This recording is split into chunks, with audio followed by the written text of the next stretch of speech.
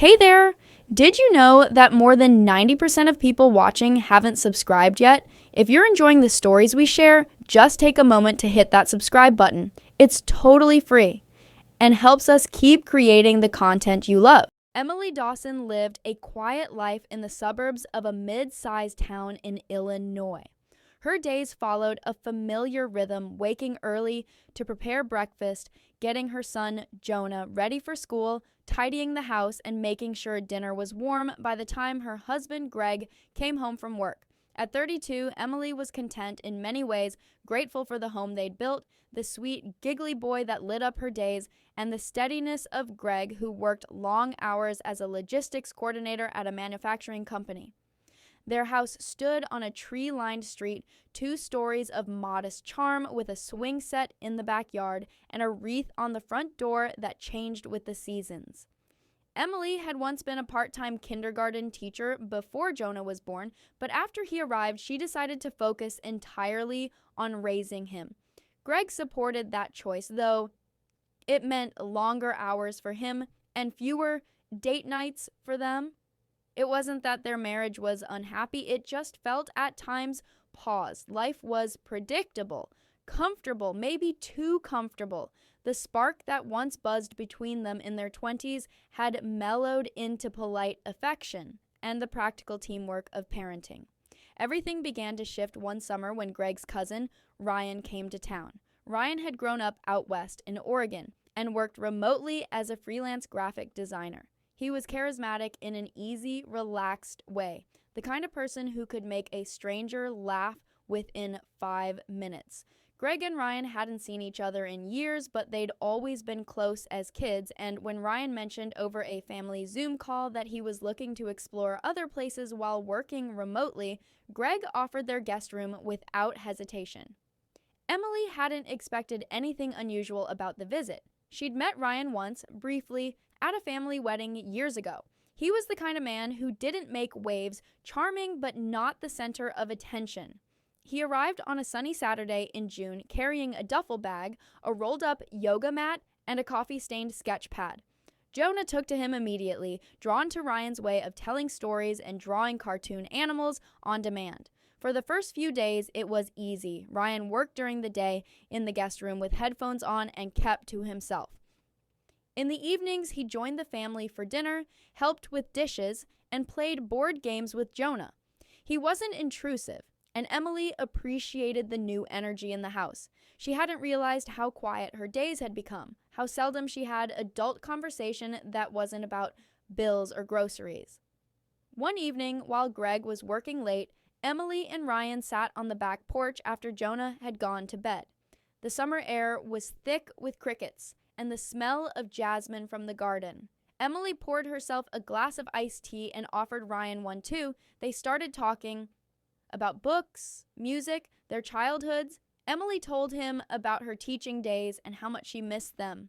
Ryan shared stories from his cross-country road trips and the odd, endearing people he'd met along the way. He had a way of listening that made Emily feel seen, like she was more than just someone's mom or wife. She laughed that night, truly laughed, in a way she hadn't in a long time. The conversations continued in the following weeks. They were never private, but they grew more personal.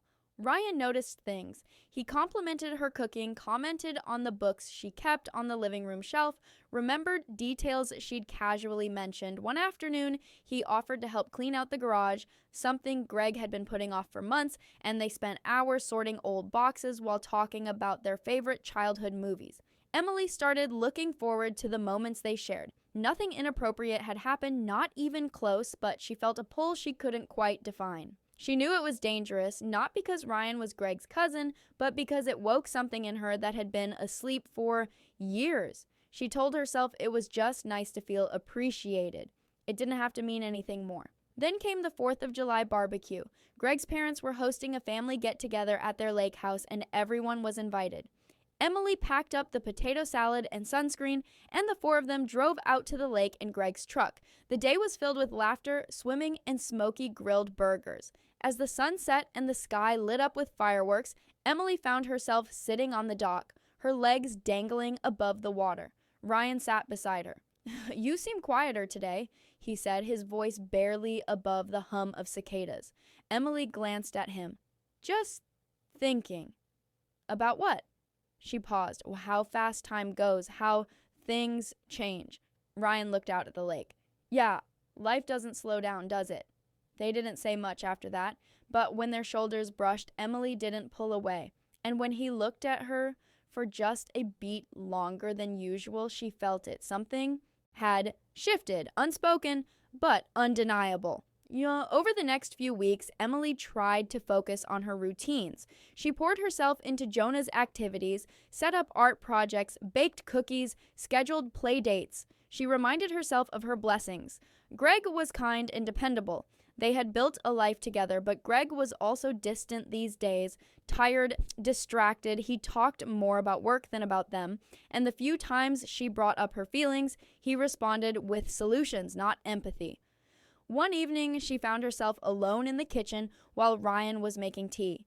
Greg had taken Jonah to visit a neighbor. Ryan handed her a cup and said, "You okay?" She looked at him, surprised. "Why do you ask? You seem not yourself lately." Emily hesitated. Maybe I've forgotten who that is." Ryan didn't press, but the softness in his eyes made her chest tighten. The moment passed, but it lingered in her thoughts. Later that night, she journaled, something she hadn't done in years. She wrote about her fears, her longing for connection, her guilt. She didn't write Ryan's name, but his presence was in every paragraph. She never intended for anything to happen. It wasn't planned, but emotions don't always ask for permission.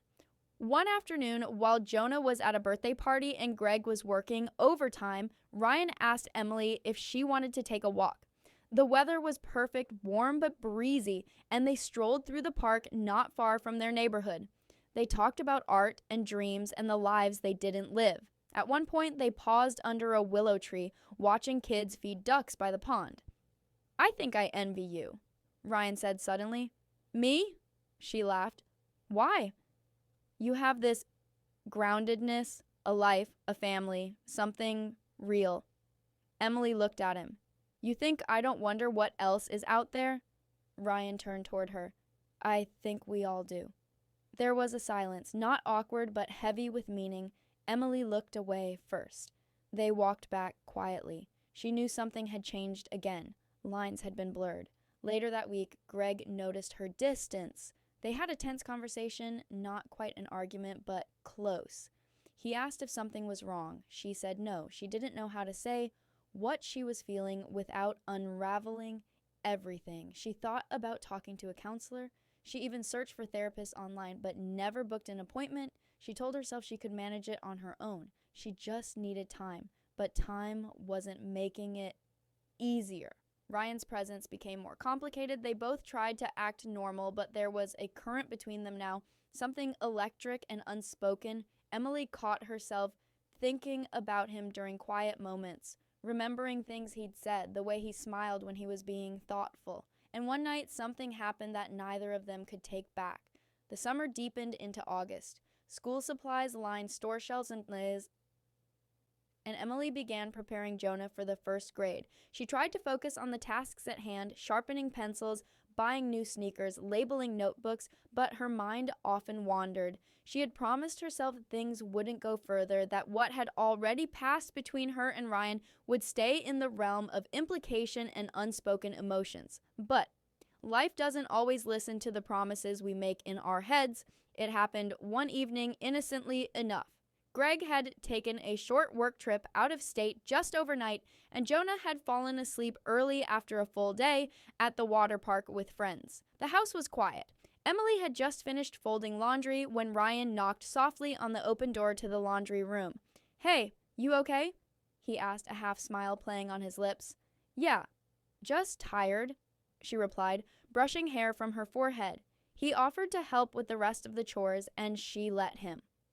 They sorted towels in silence for a few minutes, and then the conversation turned casual. They talked about movies they liked as teenagers, songs that still made them nostalgic, and how strange it was to be grown-ups now, carrying invisible burdens every day. Emily laughed at something he said. It wasn't a special laugh, just one of those quick, surprised ones that escapes before you think about it. But in that small, stolen moment, everything felt too close. His hand brushed hers as they reached for the same towel. Their eyes met and time slowed. Nothing happened that night, not in the way people expect, but something crossed between them that couldn't be walked back. A wordless understanding, an emotional closeness that teetered on the edge of something deeper. Emily told herself it was just loneliness, that she missed being understood, being noticed. She missed being asked how she was and really being listened to. The next morning, she acted as if nothing had changed. Made pancakes, got Jonah dressed, and smiled when Greg returned from his trip with stories of a delayed flight and a bad hotel mattress. She laughed at the right parts, nodded at the rest, and folded the whole moment into the growing compartment of things she didn't speak about. Still, she knew she was walking a fine line. She started avoiding moments alone with Ryan. When Greg was home, it was easy. She focused on their family routines and things felt normal, but the energy between her and Ryan remained humming quietly under the surface like a radio left on in another room. One Saturday, Greg's mom called to invite them to a weekend cabin getaway in Michigan. She and Greg's dad had rented a place by the lake and wanted the whole family to come along. Greg was excited. He'd grown up going to that same lake with cousins every summer. "Ryan's coming too," Greg mentioned casually, sorting through his tackle box. "It'll be just like the old days." Emily froze for half a second. "Oh, that'll be nice." She didn't want to go. Not because of the lake or the family, but because she knew it would be too much, too close, too hard to ignore what she felt growing inside her. But she couldn't come up with a reason not to. So she packed the bags, loaded the cooler, and climbed into the car like everything was perfectly fine. The cabin was beautiful, perched right at the edge of the lake, with wide porches and tall pine trees. The weekend was full of activity, fishing trips, shared meals, and long walks. Emily watched Greg and Ryan laugh together like kids again. There was something bittersweet about it. She admired Greg's steady loyalty, his dedication to family. She loved him, she really did. But the pieces of them that once fit so tightly had slowly reshaped over time. That night, there was a bonfire. The stars were bright and the fire cracked as Greg's dad roasted marshmallows with Jonah and the other grandkids. Emily stepped away to get some water from the cabin kitchen. She didn't know Ryan had followed her until she turned from the sink and found him standing in the doorway. "We should talk," he said softly. She nodded, heart thudding. "Yeah, I know." They sat on the back steps a few feet apart and said nothing for a long while. "This isn't what I planned," he said finally. "Me neither," she whispered. "I never meant to make things complicated.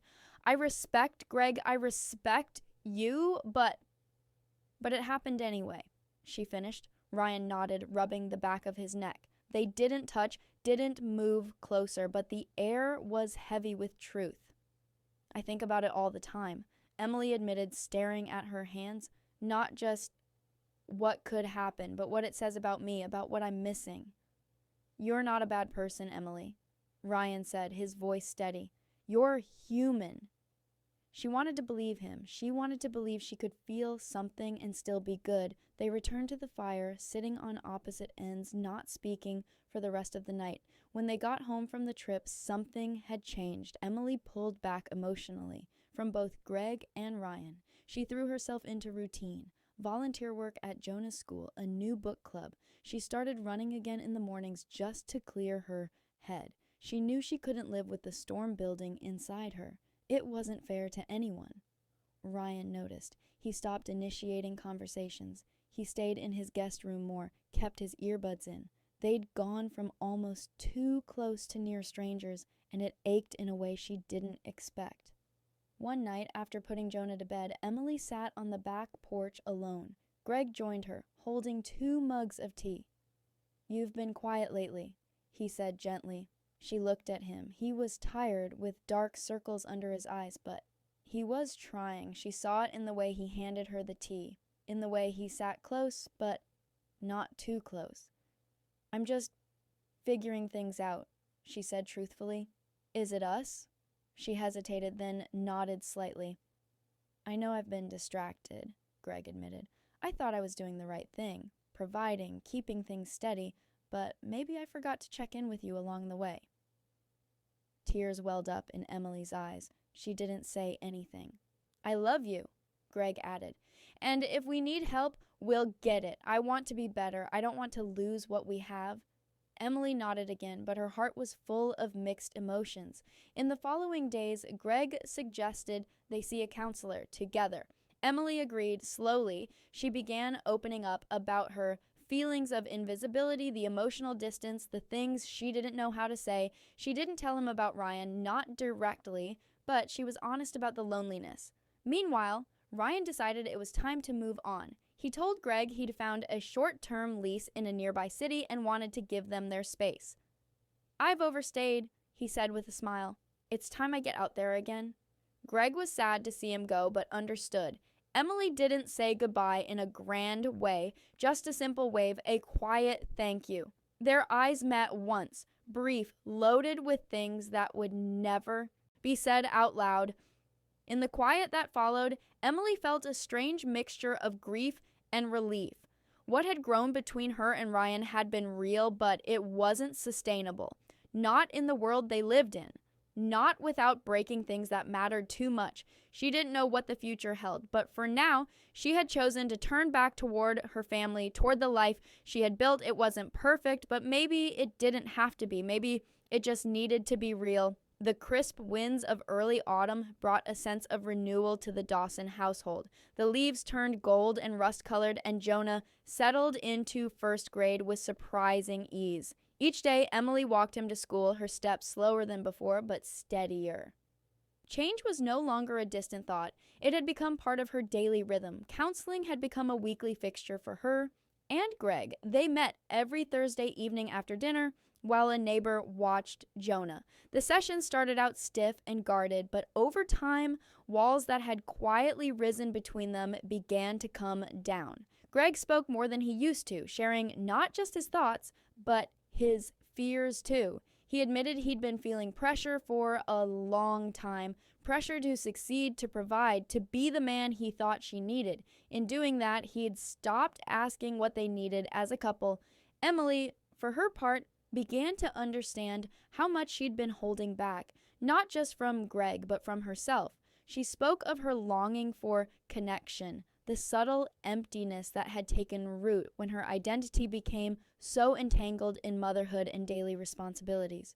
She talked carefully about the emotional distance that had grown in the silence. She never said Ryan's name. She never spoke of the looks, the talks, or the walk in the park, but the feelings she described, the desire to be seen, the guilt, the confusion, were all rooted in the truth of those weeks. Their therapist encouraged small moments of reconnection, nothing dramatic, just intentional.